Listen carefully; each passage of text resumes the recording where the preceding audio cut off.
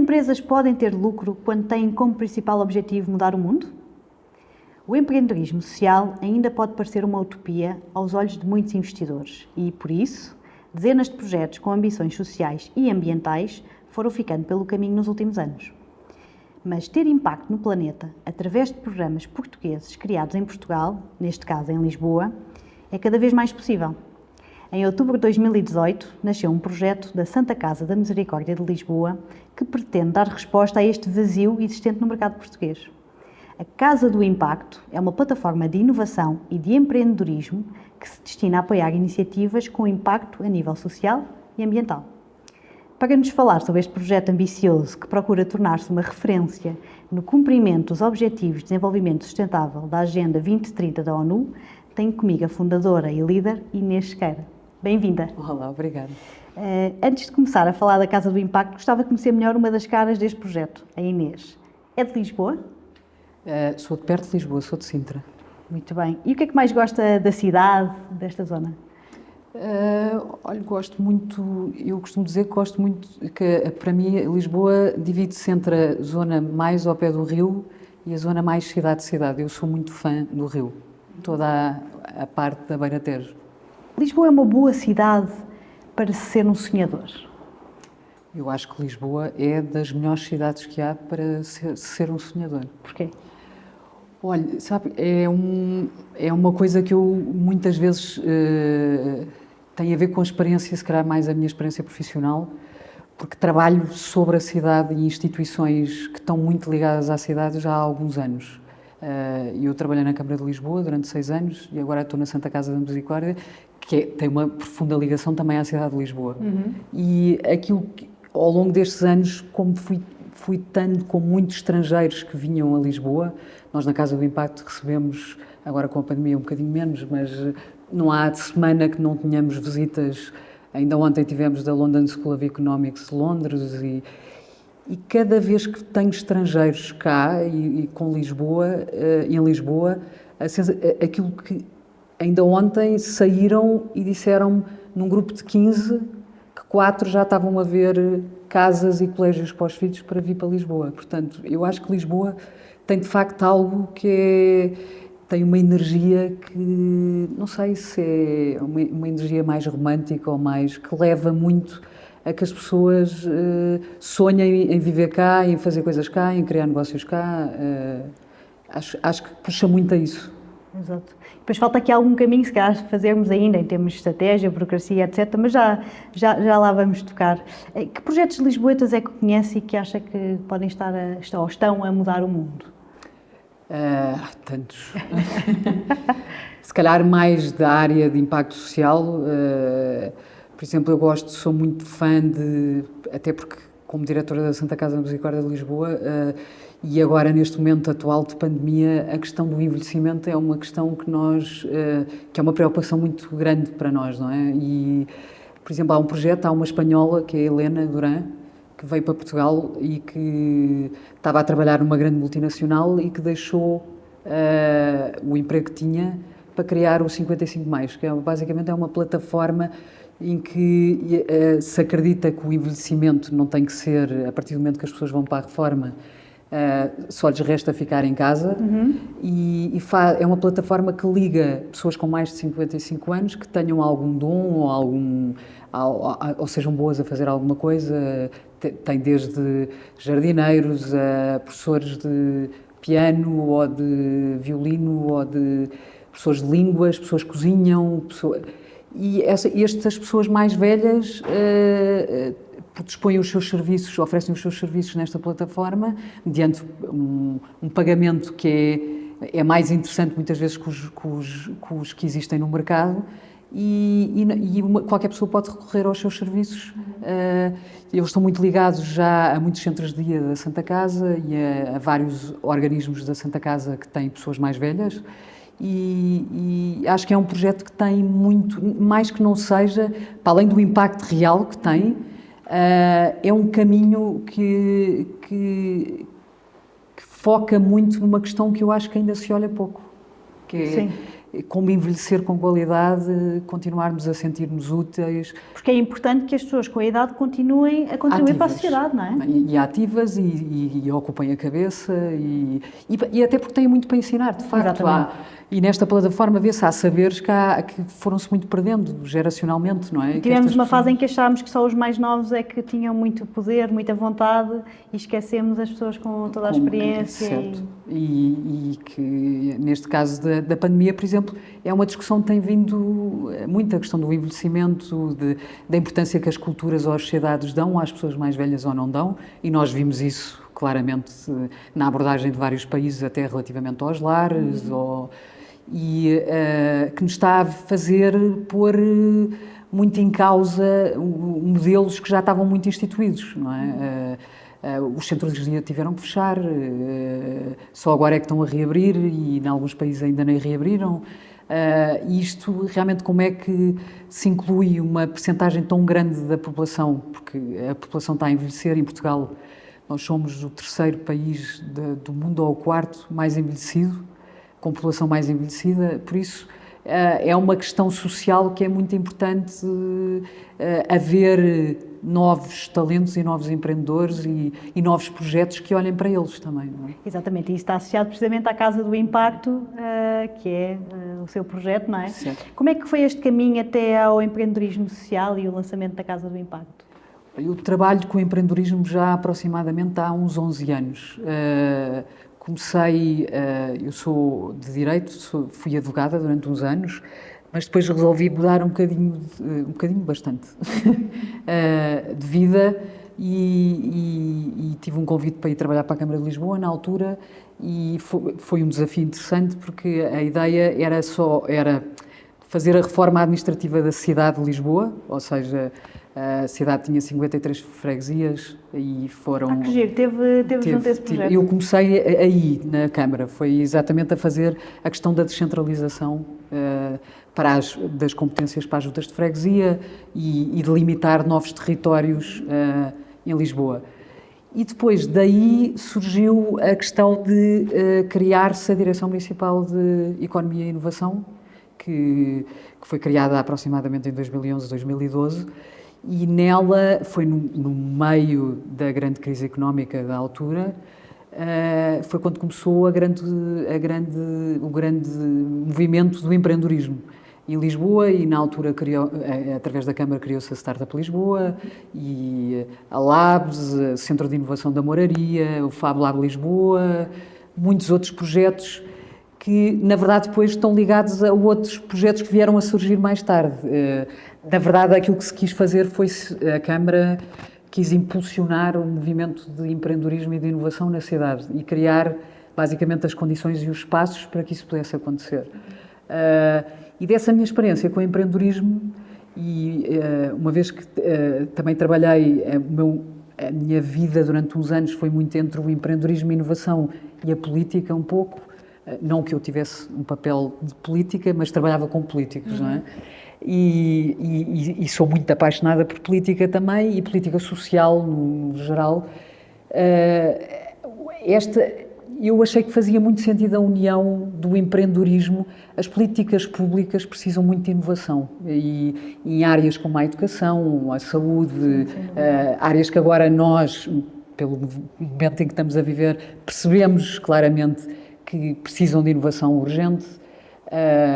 E o empreendedorismo social, eu acho que entra muito da junção disto, que é como é que nós pomos os talentos e os maiores talentos que temos e os empreendedores a olhar para as áreas sociais e a criarem projetos que realmente ajudem na resolução de problemas sociais e ambientais. Porque aquilo que nós vimos é que, e é um bocado isso que os Objetivos de Desenvolvimento Sustentável das Nações Unidas demonstram, as organizações sociais por si só não conseguem resolver todos os problemas. Se conseguissem, já tinham resolvido. Mas as típicas incubadoras de startup não têm muitas empresas de cariz social?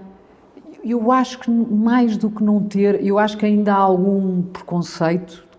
Acho que desde há 2 anos para cá a Casa do Impacto tem conseguido desmistificar, e também foi muito com esse propósito que nós nascemos, desmistificar que, primeiro, Não é pecado ganhar dinheiro e resolver problemas sociais, até porque se não se ganhar dinheiro, o impacto que se tem é muito menor, por isso, para alimentar, para não estarem os projetos não estarem sempre dependentes da filantropia ou de doações de outros parceiros, têm que gerar lucro para criarem de facto mais impacto.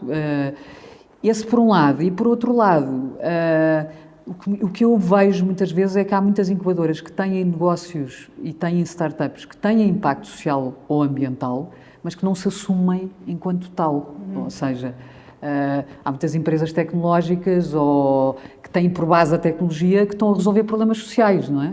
E nós, por exemplo, eu dou muito este exemplo, na altura agora da pandemia, houve um movimento de empreendedores que foi o Tech for Covid, exatamente. em que a Casa do Impacto esteve envolvida, criou Com alguns, o Acalma, não foi? Criámos o Acalma Online e muitas das nossas startups criaram outros projetos.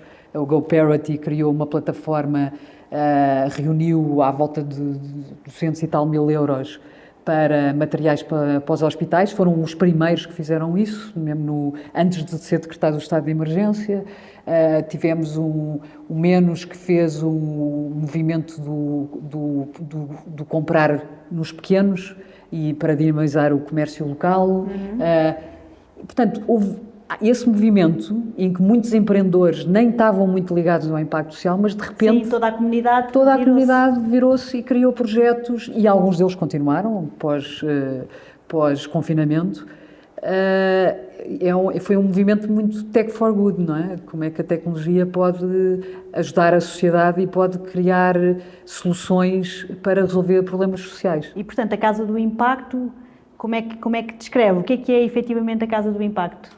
Olha, a Casa do Impacto é uma plataforma, é um hub em que nós criamos todas as condições para qualquer pessoa que tenha uma ideia e queira resolver um problema social ou ambiental possa encontrar capacitação, temos programas de aceleração, incubação, onde temos uma rede de mentores que faz acompanhamento dos projetos, temos investimento, nós somos investidores sociais em títulos para impacto social e para parcerias para o impacto, e temos um fundo filantrópico em que investimos em projetos com impacto social, damos o CID, o capital inicial. Para vocês criaram esse fundo? Criámos no início deste ano. A Casa do Impacto foi sendo criado por degraus, não é? Foi por degraus. Começámos com a incubação, depois com os programas de aceleração, depois passámos para a parte do investimento e agora também estamos na parte da avaliação de impacto, que é uma parte que nós achamos que é muito importante para um empreendedor desta área, nós sabemos que o investimento para impacto está a crescer no mundo inteiro. Ainda há 2 semanas saiu um artigo no New York Times que tinha mapeado o valor nos Estados Unidos que está neste momento disponível em fundos só para investir em projetos de impacto social. Portanto, tem crescido muito e neste último ano tem crescido mesmo muito. Acontece que a maioria dos VCs que estão ligados aos fundos de capital de risco não estão acostumados com o impacto, ou seja, têm muito mindset que têm quando vão investir numa empresa tecnológica qualquer ou numa... Mas no fundo estão a olhar para o retorno de capital. Estão a olhar para o retorno, mas têm que olhar para o impacto também, ou seja, o grande segredo dos fundos para impacto é isso, é onde é que nós não podemos olhar só para o retorno do capital sem mais, não é? Se realmente se quer investir em algo que está a fazer o bem, temos que olhar também para o impacto que estamos a criar na sociedade com aquele projeto ou aquela startup. E a avaliação de impacto serve exatamente para isso. Serve para, no fundo, eu acho que o mindset, eu costumo dizer muito isto, eu acredito, por exemplo, lembro-me sempre do professor Daniel Traça da Nova, que diz muito isto. Diz que no futuro qualquer CEO tem que ser um empreendedor social. E eu acredito muito nisso. Eu acredito que qualquer político, qualquer CEO de uma empresa, qualquer líder de uma fundação tem que ter um mindset de um empreendedor social. Ou seja, não tem que se medir só o lucro pelo lucro, porque isso faz-nos entrar num paradigma de um mercado capitalista que levou a muitos dos problemas sociais que nós temos hoje em dia, mas tem que ser um mercado mais ético, não é? Eu não tenho nada contra o capitalismo, e o capitalismo tem coisas muito boas, mas tem que ser um capitalismo mais ético, em que não conte só o lucro por si só, mas que também conte o facto de estar a fazer o bem à sociedade e a criar um impacto positivo na sociedade. E sente que as gerações mais novas, eventualmente os empreendedores com quem trabalham, já vêm mais com essa ideia de ter um impacto mais positivo no mundo? Olha, não tenho dúvida nenhuma, até porque eu acho que isto tem a ver com a evolução, não é? Antes de nós termos começado a gravar, estávamos a falar de qual era o perfil do empreendedor social e se calhar falámos que quando determinadas necessidades já estão satisfeitas, não é? De alguma maneira, as pessoas começam a olhar para outras coisas. E o que eu acho é que a sociedade, pelo menos a mais desenvolvida, hoje em dia nós temos uma qualidade de vida à nossa geração que nunca nenhuma outra teve, não é? Independentemente de termos desafios maiores a outros níveis, isso é sempre discutível, mas quer dizer, hoje em dia é claro que há menos fome no mundo, é claro que há mais condições de saúde, sanitárias, apesar deste momento em que vivemos, ou seja, as pessoas têm mais acessos às coisas mais fundamentais e mais essenciais. Portanto, começa-se a olhar para o que vem a seguir, e o que vem a seguir realmente é o planeta, eu acho que estamos todos aqui muito revoltados com o que esta pandemia nos traz e as limitações que nos trazem. Eu acho que ninguém faz ainda a mínima ideia que provavelmente a nossa geração vai ter limitações muito maiores por causa do aquecimento global e todas as alterações climáticas. Eu acho que isto nem é nada comparado com o que vem.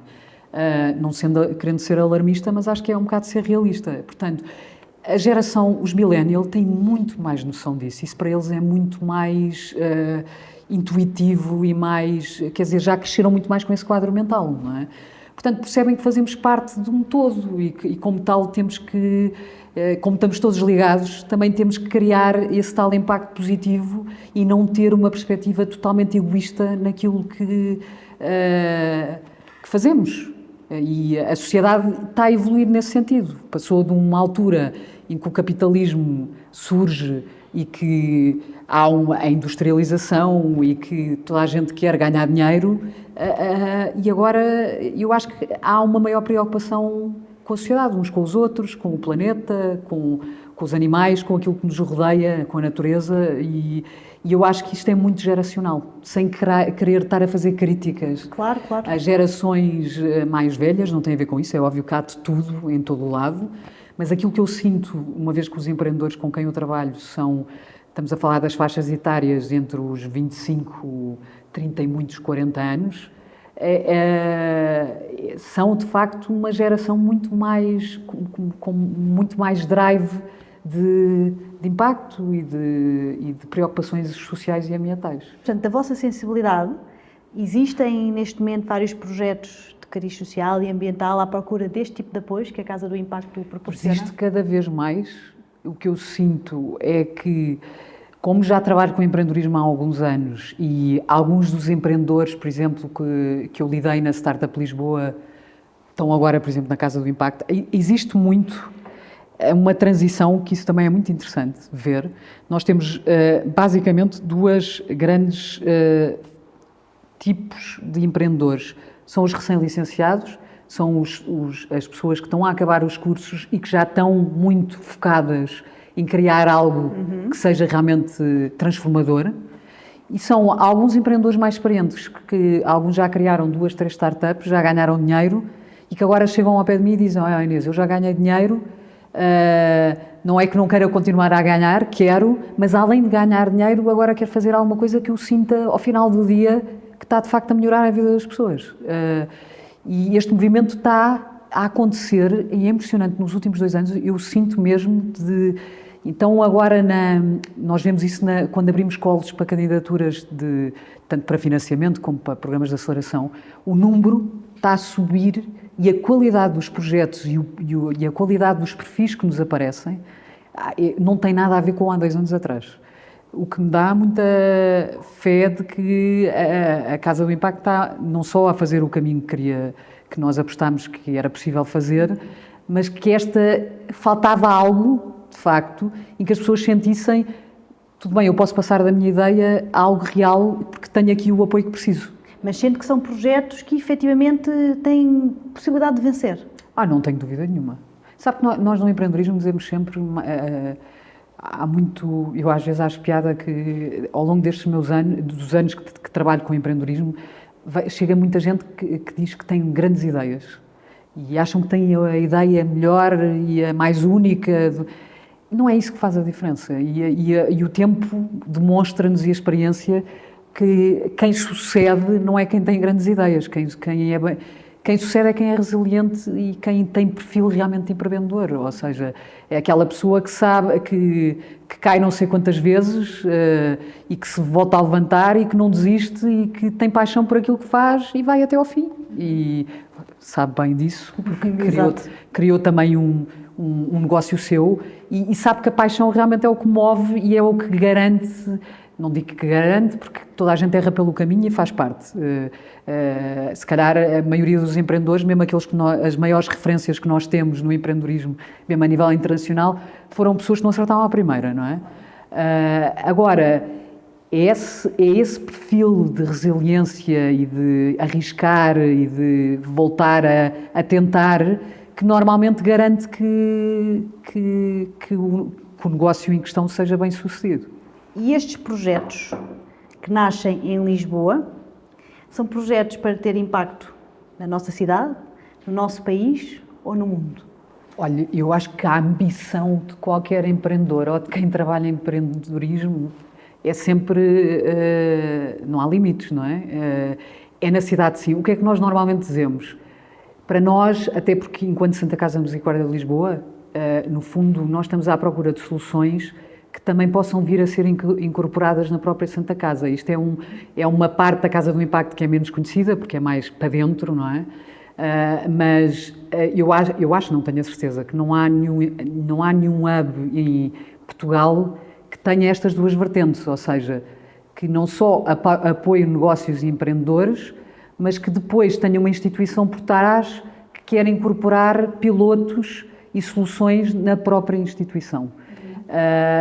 Por isso, todos os nossos programas, quer seja a nível de capacitação, de investimento, de incubação, nós temos preferência que temos muitos, neste momento temos 30 e tal % dos empreendedores são estrangeiros, que tenham um piloto em Lisboa, na cidade de Lisboa, mas que depois escalem para o mundo inteiro, até porque os problemas sociais... Eu costumo dizer, normalmente não há problemas sociais muito particulares num sítio, não é? Normalmente eles assemelham-se com pequenas variantes, mas assemelham-se ao mundo inteiro, não é? Portanto, se eu conseguir resolver um problema social em Lisboa, muito provavelmente vou conseguir em muitas outras partes do mundo, não é? Exatamente. Tem algum exemplo de um projeto, ou mais do que um projeto, que esteja a ter um impacto específico na nossa cidade? Olha, o que eu dei do 55 mais está só em Lisboa, para já, se bem que eles querem escalar. Temos vários, assim, que tenham um âmbito mesmo territorial. Estava a pensar, por exemplo, que os projetos que têm um âmbito mais territorial, que nos aparece, são mais os ligados à sustentabilidade. Muitas vezes sustentabilidade ambiental.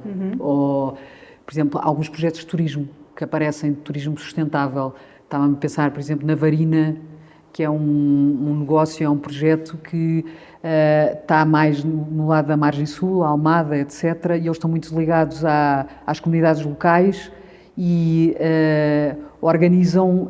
É uma experiência turística que o turista, quando chega, está a visitar a parte dos pescadores, vai visitar o comércio local daquela zona e de alguma maneira contribui para criar income para estas pessoas todas que trabalham estes ofícios e que muitas vezes têm imensas dificuldades em chegar ao final do mês e neste sentido é um turismo que está virado precisamente para contribuir para a sustentabilidade local da região. E essa, por exemplo, está na região de Lisboa, não cidade, sim, mas está na região de Lisboa. Sente que há um investimento do país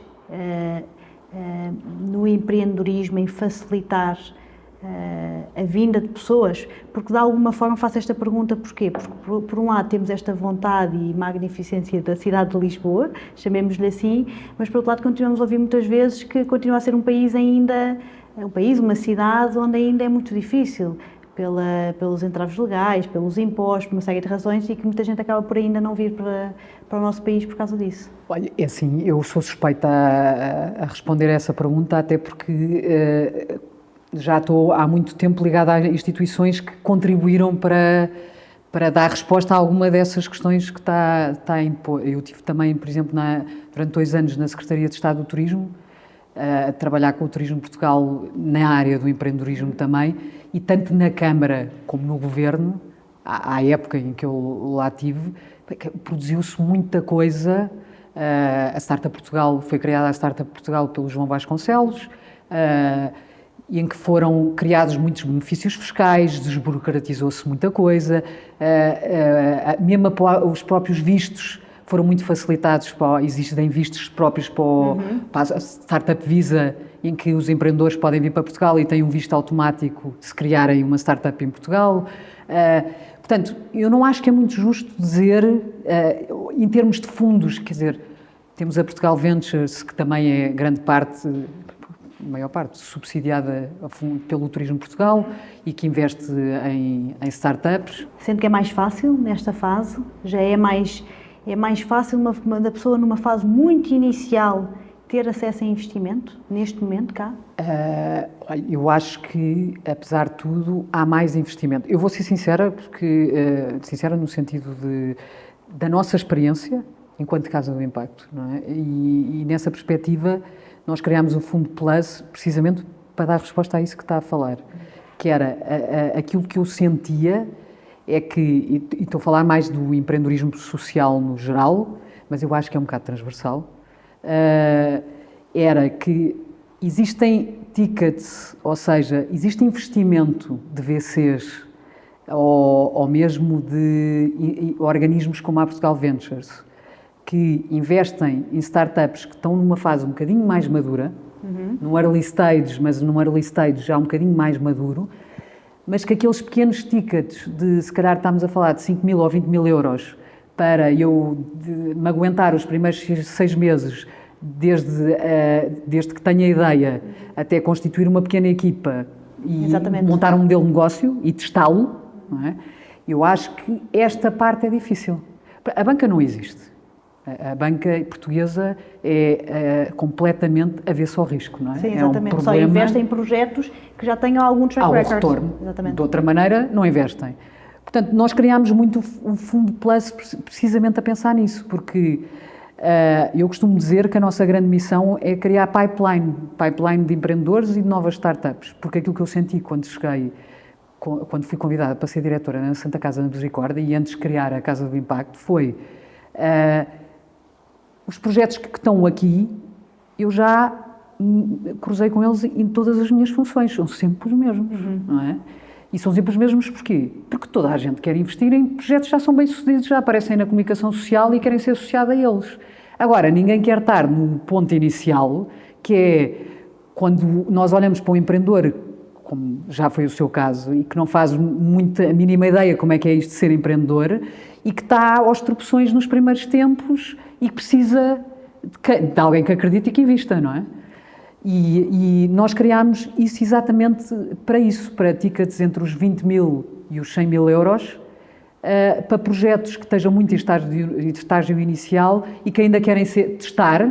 Era uma coisa aquilo que falou no princípio, que começou com uma plataforma, mas que não a testou e que é o que normalmente acontece. Tem que haver investimento nessa fase. Se eu quero testar uma ideia e vou estar 6 meses da minha vida ou 1 ano a testá-la, e menos não consigo, quer dizer, como é que eu me aguento esses 6 meses ou 1 ano?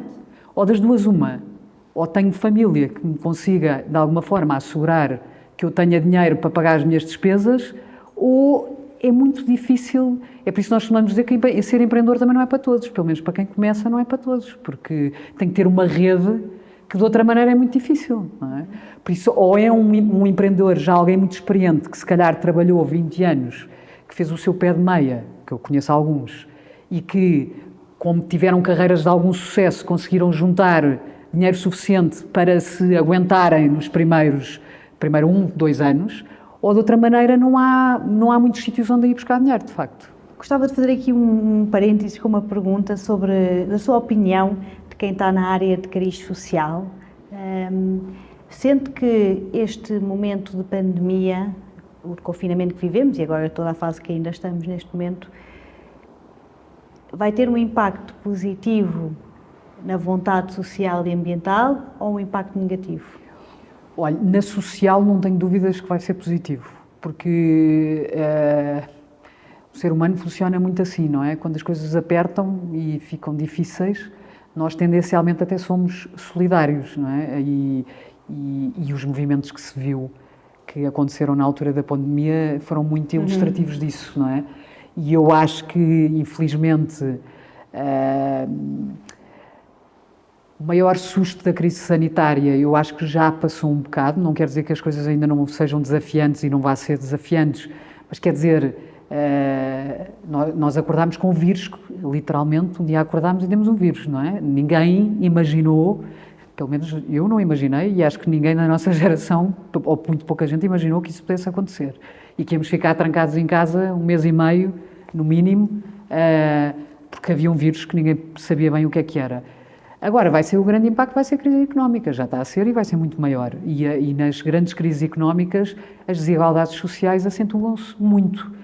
E, aliás, já se começa a notar, e a Santa Casa claramente já sente isso, porque aumentou e muito o número de utentes nos últimos meses e a própria capacidade financeira da Santa Casa de dar resposta a este número de pedidos teve que se fazer um esforço muito maior, não é? Portanto, eu acho que sim, na parte social sim. A parte ambiental assusta-me um bocadinho mais, apesar de nós estarmos a ver na Europa todos os fundos comunitários que estão a ser criados têm muito esse pendor de preocupação ambiental e as empresas, para recorrerem a estes fundos, têm que respeitar muito esse lado da sustentabilidade ambiental, etc.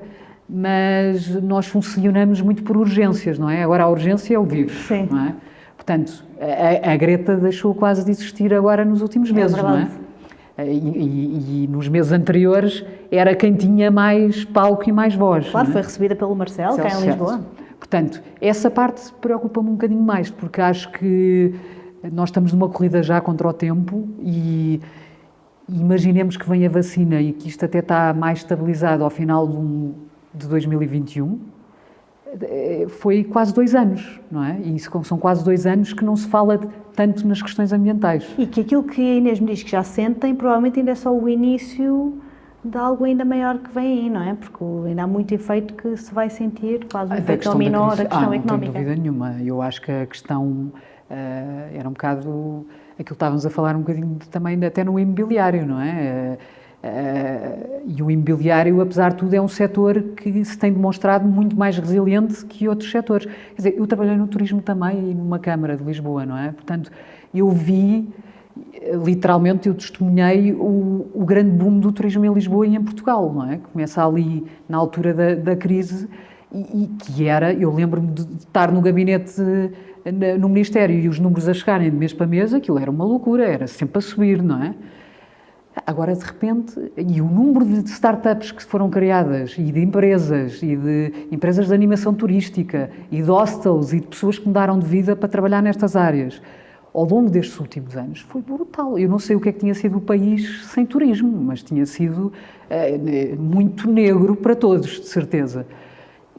E de repente, o turismo caiu 80%, 90%, não é?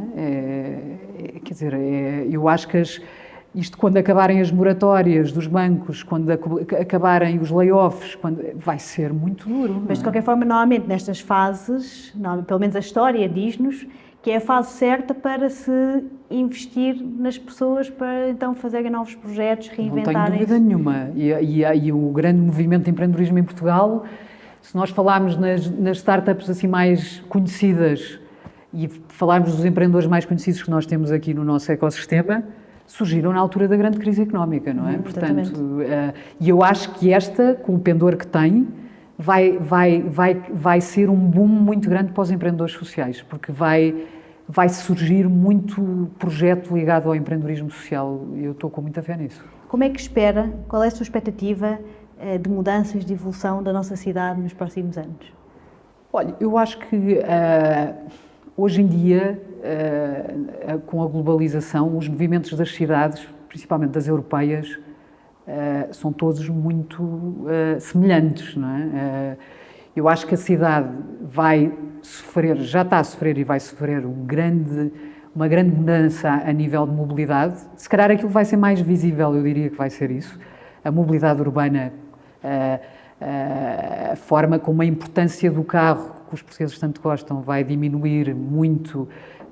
O investimento nos transportes públicos, na mobilidade suave, eu acho que isso começou a transformar-se, uma vez mais, a pandemia veio prejudicar isso.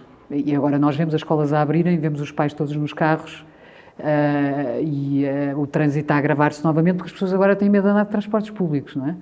Portanto, mas eu acho que vamos ver nos próximos 10 anos um grande movimento da forma como nós vemos a cidade, o espaço público e a mobilidade vai ser profundamente transformado. Acho que a parte da habitação vai ter que ser profundamente pensada, já está inicialmente, mas vai ter que ser, porque se nós queremos ter famílias no centro de Lisboa, isto temos eu, quando começou a pandemia, dizia sempre isto, às vezes falávamos até de imobiliário e eu dizia muito isto.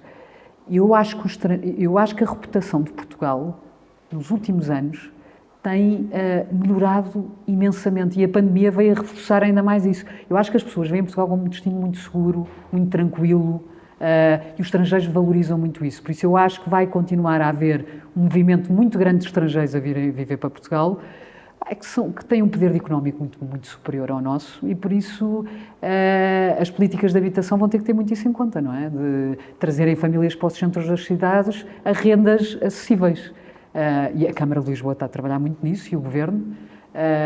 Eu acho que a parte da habitação, a parte da mobilidade, eu acho que vai ser muito interessante ver como é que o turismo se vai reinventar, não é? Como é que isto está a ser nefasto para a restauração em particular e para o pequeno comércio e nós vemos que realmente os comerciantes que estão a ser mais resilientes são aqueles que não eram tão dependentes do turismo, mais nos bairros mais portugueses, não é? Completamente. E aqueles que estão no centro histórico, quer dizer, está a ser... Mas que se calhar deve ser esse o caminho, na verdade, não é? Pensar como é que nós nos vendemos para um público português ou para um público sofisticado que eventualmente os turistas também poderão vir. Vai ter que passar por aí, porque eu acho... Mas isto foi um equilíbrio difícil de se fazer. Sabe que é sempre fácil... É como isto com a pandemia, vai ser fácil olharmos para trás e dizer isto foi uma estupidez. Claro, quer dizer, agora toda a gente sabe, não é? Na altura, nós estávamos com uma crise económica profunda, o país estava mesmo... Pensar um país quando se tem muito dinheiro é muito diferente de se pensar num país quando não se tem, não é? E portanto, vai-se por aquilo que é mais urgente e por aquilo que é mais prioritário. E, na verdade, quando o boom do turismo começou, foi uma coisa muito... Foi um movimento muito rápido, se nós pensarmos, é que foi muito rápido. E estava a haver... Tínhamos uma taxa de desemprego altíssima, não é? Houve muita gente que conseguiu sobreviver muito à conta do turismo, até... diríamos que muita gente até não declaradamente, porque o alojamento local foi um movimento até a legalizar-se, mas surge de uma forma muito informal, etc. Portanto, eu acho que o movimento, obviamente o equilíbrio vai ter que ser esse, vai ter que ser cidades que, para também serem mais apelativas para os turistas, tem que ter moradores, e tem que ter moradores, quer dizer, toda a gente, os turistas adoram ver os tendais das senhoras de idade com as suas roupa interior, adoram o bairro alto, as pessoas a descerem os sacos e os cestos pela janela para alguém ajudar nas compras, e para não perdermos isto, não podemos perder os lisboetas. Sim, não é? haver aqui algum tem que haver um equilíbrio, e eu acho que isso vai ser um desafio que eu espero que também os próprios comerciantes tenham aprendido, porque isto, lá está, é onde entra o impacto e a sustentabilidade. Exatamente. É pensar modelos de negócios sustentáveis, em que incorpore as várias vertentes social, ambiental, etc., que cada vez mais dá uma maior garantia de que que qualquer negócio pode perdurar por muito mais tempo. Claro, por exemplo, a Maria Granel, que já cá esteve connosco, conhece-la? Sei, conheço. Eunice, é um exemplo perfeito de um negócio completamente sustentável, em que o objetivo é ganhar dinheiro, como é óbvio, não é? Certo, mas pelo facto de ter preocupações de sustentabilidade desde o primeiro dia, Desde que consegue ser muito mais resiliente a este tipo de adversidades que às vezes ninguém está à espera. Sim. E, portanto, qual é que é, já em jeito de terminarmos, qual é que é a visão, neste caso da Santa Casa em geral, ou da Casa do Impacto, para a cidade de Lisboa e para o futuro da cidade de Lisboa? Uma visão de uma Casa do Impacto ou de uma Santa Casa passa sempre, obviamente, por uma cidade mais igualitária, mais inclusiva, mais diversa, em que as desigualdades não sejam tão notórias e, no fundo, aquilo que nós estamos a falar também está muito ligado a isso, não é? Preocupações habitacionais. A habitação é um bem essencial, não é? Se nem toda a gente tiver acesso a ela, criamos uma sociedade muito desigual, criamos uma cidade em que há maior insegurança, e eu diria que as preocupações são muito essa, em que haja um maior envolvimento de todas as organizações e haja muito este movimento mais no sentido da Agenda 2030 das Nações Unidas, em que todos percebamos, enquanto cidadãos, que todos podemos contribuir e que não podemos estar tão centrados só na nossa esfera muito individual e muito pessoal. Porque o antigo Presidente da Câmara dizia muito, o atual Primeiro-Ministro, que gerir uma cidade é gerir conflitos de interesses permanentes.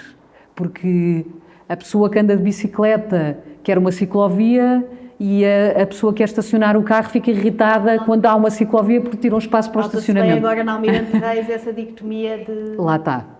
E o que é que nós queremos no final? Queremos uma sociedade... Nós queremos pensar no nosso umbigo e pensarmos só no nosso mundo e na nossa realidade, ou queremos viver numa sociedade, realmente numa cidade em que pensa um bocado em todos, não é? E é muito este mindset que eu acho que é difícil, e nós seres humanos, porque nós somos todos um bocado egoístas, todos nós somos, não é? É o que é, a nossa natureza é um bocado, vai muito para aí, não é? Agora, aí tem que imperar um bocadinho o bom senso e percebermos que para todos terem oportunidades e qualidade de vida, todos queremos ter qualidade de vida na nossa cidade, principalmente as pessoas que amam Lisboa e gostam de Lisboa, querem conseguir viver a cidade sem se sentirem demasiado... sem sentirem que os turistas são demasiado intrusivos, que isso era uma questão que agora já ninguém se lembra disso, porque agora outras questões vieram. Mas há um ano atrás era o que se falava, havia um movimento enorme também contra o turismo. Portanto, porque o ser humano é isto, não é? Primeiro queremos o dinheiro que os turistas nos dão, mas depois já são demais, já não os queremos aqui. E é este equilíbrio que o impacto, o mindset do empreendedor social está muito atento. É este equilíbrio entre os interesses, entre as pessoas, no geral, não é? Este combate, ou este permanente procura, e aí eu digo sempre que os empreendedores sociais são os maiores sonhadores que eu conheço. E é verdade, e ainda bem que há sonhadores, porque eles procuram incessantemente uma sociedade mais justa. Claro que isto é tudo subjetivo, o que é mais justo para mim, o que é para si.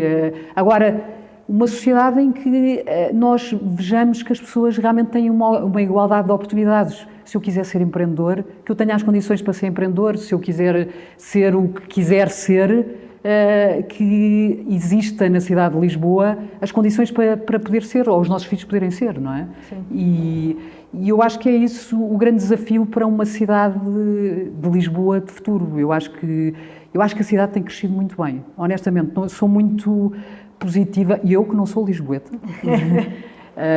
Quase como se fosse. Mas já vivo e trabalho em Lisboa há uns bons anos, apesar do meu coração ainda ser mais sintrense, mas acho que a cidade de Lisboa é uma cidade realmente apaixonante e que tem... Quer dizer, hoje em dia nós temos vida na cidade toda. Eu lembro de ser miúda e vir ao fim de semana a Lisboa e achar que parecia um um sítio de fantasmas, às vezes, não é? A Baixa de Lisboa não tinha ninguém. Hoje em dia a cidade tem toda a vida, tem... Mais ou menos, sim, é verdade, mas o efeito da pandemia notou-se um aumento de vida nos bairros onde há habitação, a Baixa, Chiado, neste momento estão muito vazios. Lá está. Porque não houve preocupações Com a habitação verdadeiras portuguesa, de sim. sustentabilidade, não é? E eu digo isto não criticando. Eu percebo que no meio de uma grande crise económica a prioridade tem que ser não haver uma taxa de desemprego brutal e que as pessoas consigam ter income. Eu percebo isso. Sim, mas se calhar é o momento ideal para termos esta visão da cidade Certo. e pensarmos como um todo que tipo de público queremos, como é que queremos organizar precisamente isto que as coisas, isto que a Inês estava a dizer aqui. E que haja equilíbrio, muito importante, não é? e que haja este equilíbrio. Certo. Muito bem. Inês, gostei muito de ter aqui. Queria-lhe perguntar se há aqui algum tema que nós não tínhamos tocado, gostava de chamar a atenção, gostava aqui de falar.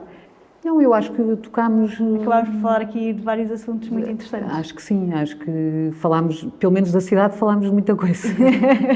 E diga-me uma coisa, trouxe-nos o projeto? Olha, trouxe, sim, mas foi o que eu já referi. Então? Foi o 55 mais. Muito bem. E que foi a tal plataforma que eu falei de encontro entre pessoas com mais de 55 anos, em que prestam serviços, serviços em várias áreas, para que qualquer um de nós... Exatamente. E eu pessoalmente já o utilizei muitas vezes e fiquei muito satisfeita sempre. É aceder online e pedir o serviço. É tudo online, é pedir o serviço, tem desde babysitting a pet sitting, a jardinagem. Tem muita gente a fornecer serviços. Tem muita gente, já tem, olha, não sei dizer isso exatamente, mas tem muitas dezenas de pessoas. E tem muita procura. Mas, mais uma vez, faz imenso sentido. É um tipo de projeto de inclusão de pessoas. Sim, já falámos aqui de conversa, faz imenso sentido. E de muitas vezes de determinados ofícios que nós, individualmente, temos de grande dificuldade em conseguir. Eu, pelo menos, acontece-me em cima. Nós queremos alguém que faça pequenas reparações ou que quer dizer, e não é muito fácil. Já não sabemos fazer. E nós já não sabemos fazer. É verdade, Exato. sem dúvida. Bem, Inês, acho que ficamos por aqui. Agradeço mais uma vez, gostei muito de ter connosco. Obrigada por vir ao Pode Entrar e vemo-nos por aí. Muito obrigada, também gostei muito. Obrigada. Olá, espero que tenham gostado desta conversa. Não se esqueçam de deixar o vosso like, subscrever o canal e ativar notificações caso queiram receber todas as novidades sobre os próximos episódios. Caso conheçam algum agente de mudança que seria um bom convidado para estas conversas, entrem em contato connosco e digam-nos quem seria a pessoa ideal. Obrigada e até ao próximo episódio.